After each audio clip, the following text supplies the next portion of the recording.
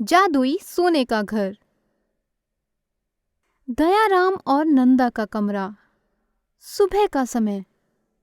दयाराम अपनी दूसरी पत्नी नंदा के पास बैठकर उसे अंगूर खिला रहा है।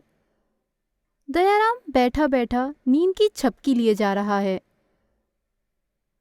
जिस वजह से अंगूर नंदा के मुंह के कभी इधर तो कभी उधर लहराए जा रहे हैं। नंदा भी अंगूर खाने के लिए अपना मुंह इधर से उधर करती अंगूर को खाने की कोशिश कर रही है, लेकिन खा नहीं पा रही है। इसलिए वो दयाराम पर गुस्सा करने लगती है।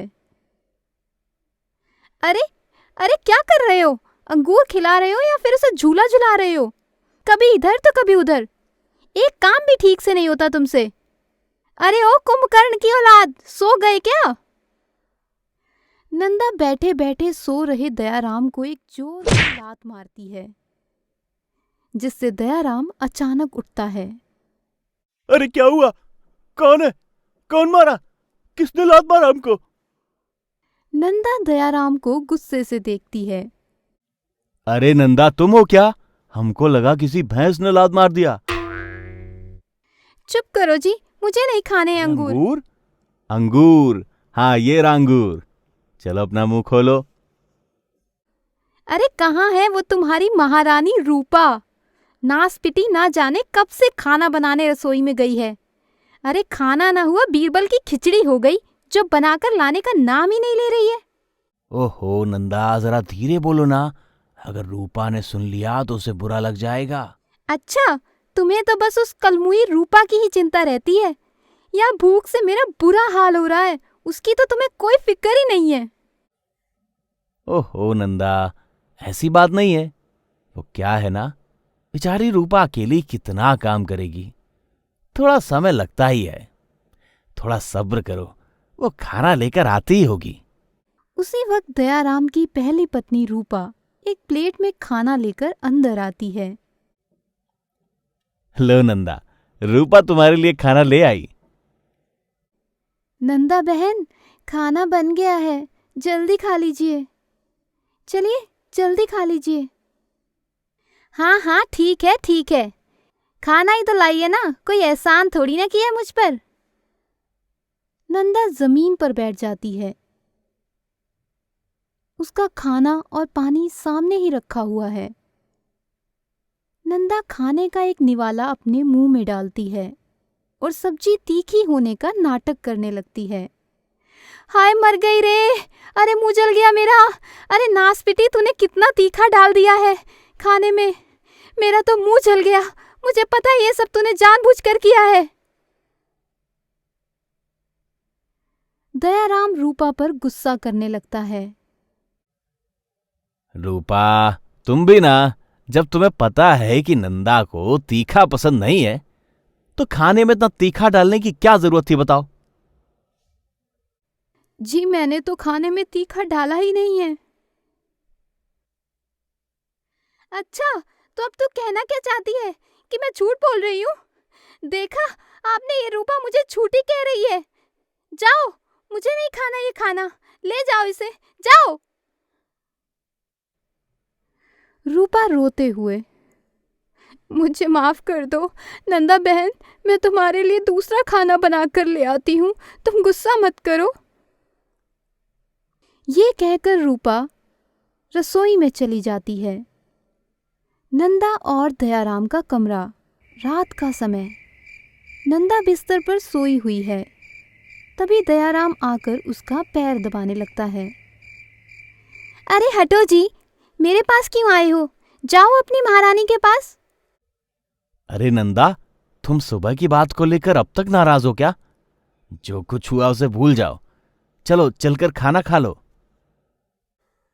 जी नहीं, अब बहुत झेल लिया मैंने उस कलमुही रूपा को। अगर आपने अभी के अभी उसे घर से नहीं निकाला तो मैं अन्न का एक निवाला भी नहीं खाऊंगी। अरे कैसी बात कर रही हो नंदा? उस बेचारी का मेरे सिवा इस दुनिया में और कोई नहीं है। आखिर इतनी रात में वो कहाँ भटकेगी? वो मैं कुछ नहीं जानती। अगर अभी के अभी तुमने उसे भगाया नहीं तो मैं अपने मायके चली जाऊंगी, कह देती हूँ। ठीक है नंदा, तुम कहती हो तो मैं रूपा से बात करूंगा। उनकी सारी बातें कमरे के बाहर खड़ी रूपा सुन लेती है। रूपा रोते हुए,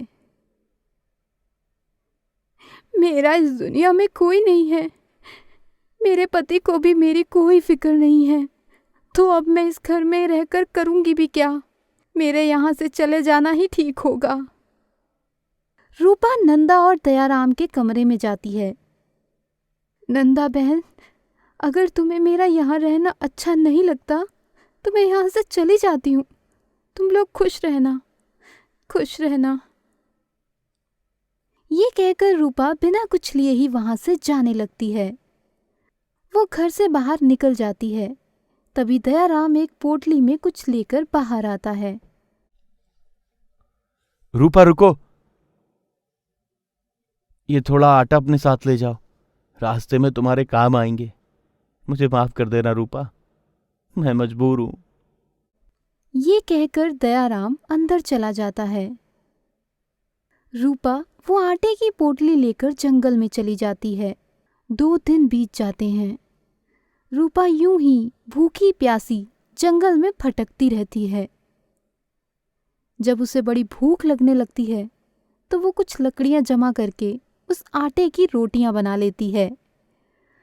वो रोटियां खाने ही वाली होती है कि तभी वो देखती है कि एक शिकारी एक हिरन के बच्चे को बांधकर अपने साथ ले जा रहा है। रूपा उस शिकारी के पास जाती है। भैया, आप इस बेजुबान जानवर को बांधकर कहाँ ले जा रहे हैं? बहन, मैं 2 दिनों से शिकार की तलाश कर रहा था। आखिरकार मुझे यह हिरन का बच्चा मिल गया। मैं इसे खाकर अपनी भूख मिटाऊंगा। नहीं भैया, ऐसा पाप मत करो। इस बेजुबान को छोड़ दो। इसके बदले मैं आपको ये रोटियां देती हूँ। आप इसे खाकर अपनी भूख मिटा लीजिए और इस हिरन के बच्चे को छोड़ दीजिए। शिकारी रोटियां देखकर खुश हो गया और हिरन के बच्चे को छोड़कर रोटियां लेकर चला गया। तभी देखते ही देखते उस हिरन के बच्चन का रूप ले लिया। रूपा उन्हें देखकर चौंक गई। ये कहने रूपा को वरदान दिया।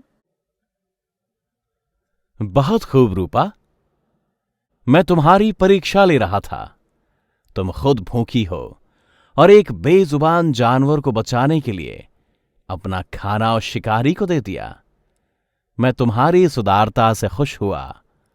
मैं तुम्हें वरदान देता हूं, मैं तुम्हारे लिए गांव में बड़ा घर बनवाऊंगा जिसमें अपार सोने और चांदी होंगे, और अगर कोई बेवजह तुम्हें नुकसान पहुंचाना चाहेगा तो उसका सर्वनाश हो जाएगा।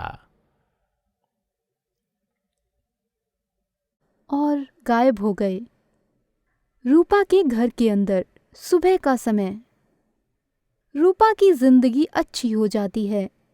वो गांव के कुछ गरीब लोगों को दान दक्षिणा देने लगती है।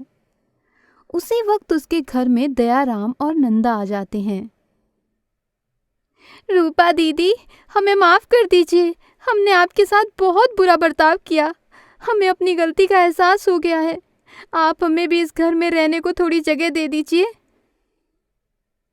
अरे नंदा बहन, देखो, ये सब बोलने की जरूरत नहीं है। ये घर जितना मेरा है उतना ही तुम्हारा भी है। चलो मैं तुम दोनों के लिए खाना बनाकर लाती हूँ। रूपा के जाने के बाद नंदा दयाराम से कहती है, अरे खड़े क्या हो, जल्दी जाओ और दरवाजा बंद करो। आज हम इस रूपा को मारकर इसका सारा धन अपने नाम कर लेंगे। दयाराम दरवाजा बंद करने चला जाता है। रूपा रसोई में खाना बना रही होती है। नंदा उसे जैसे ही छूती है उसका शरीर पत्थर का हो जाता है। दयाराम भी रसोई में आता है। वो नंदा को ऐसे देखकर उसके पास जाकर उसे छूता है। नंदा को छूते ही दयाराम भी पत्थर में बदल जाता है। इस तरह नंदा और दयाराम को उनके कर्मों की सजा मिल जाती है।